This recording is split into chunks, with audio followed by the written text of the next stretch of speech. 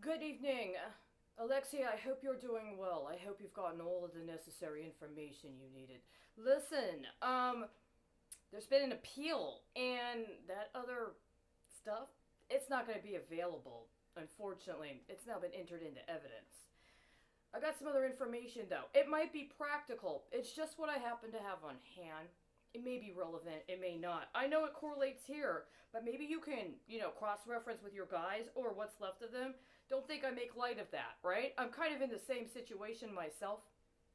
So, just so you know, I'm going to share with you some things I got here today regarding chemical weapons in World War II.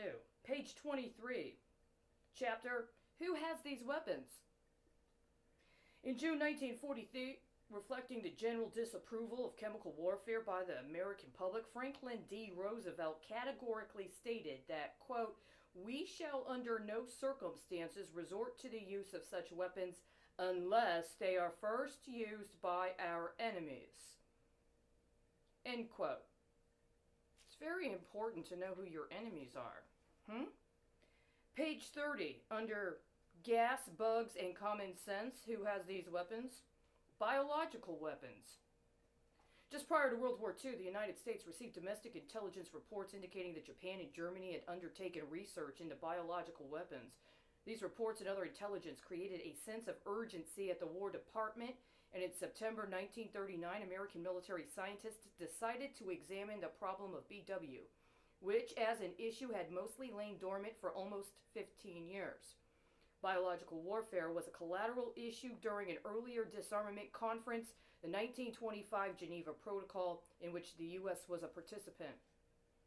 The diseases that concerned the U.S. government included yellow fever, dysentery, cholera, typhus, bubonic plague, smallpox, influenza, and sleeping sickness, all of which could be spread by insects. In earlier discussions, it was held by the Chemical Corps and most in the War Department that diseases like these could have devastating impact on a battlefield, but it was also believed that strict sanitation and public health practices, for example, eliminating mosquitoes, lice, and rodents, were sufficient to safeguard troops. 3 years later, faith in the public health approach to BW defense was somewhat less secure.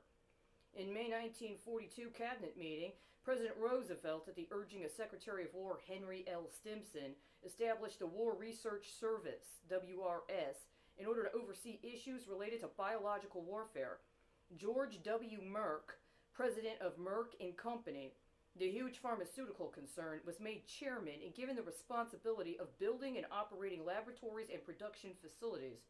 In a 1942 WRS report, anthrax, tularemia, and agricultural agents like foot and mouth disease and potato blight were listed as urgent threats, but also potential weapons for offensive use. From 1943 to 1944, the U.S. created domestic BW testing facilities at Camp Detrick, later Fort Detrick in Maryland, and Dugway Proving Grounds in Utah, and Horn Island in Mississippi, among others. The U.S. also undertook joint research and development projects with Canada and Britain. At outposts in Scotland and Wales, for example, anthrax bomblets included in cluster munitions were tested on sheep and found to be highly effective, though many of these ventures yielded agents and delivery systems that could, conceivably, have been used in the war against Germany and Japan. None of them were used in combat. That's the end of the section. I have two other reference points here. I'm just going to give you one. Why?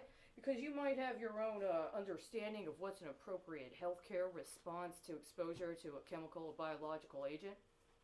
But this is something I thought about you, right? I was thinking about you. What it is that makes me so concerned about your situation. Page 67, under authoritarian collectivisms. Earlier, Lenin had been even more explicit.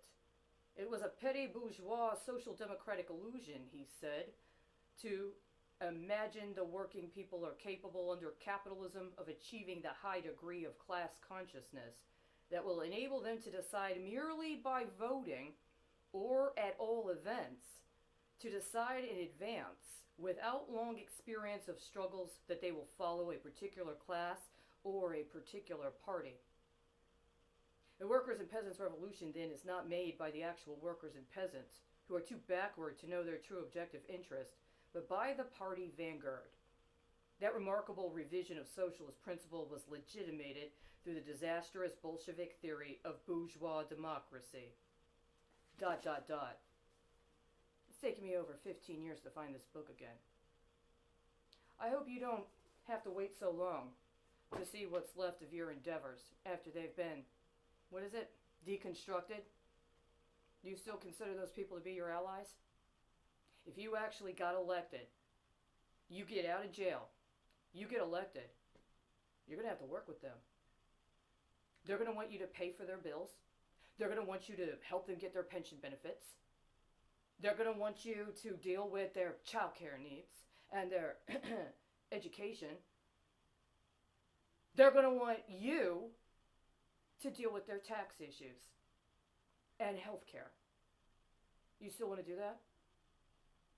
Do you still feel you're the one best suited to do that? It's actually an honest question. I'd really like to know.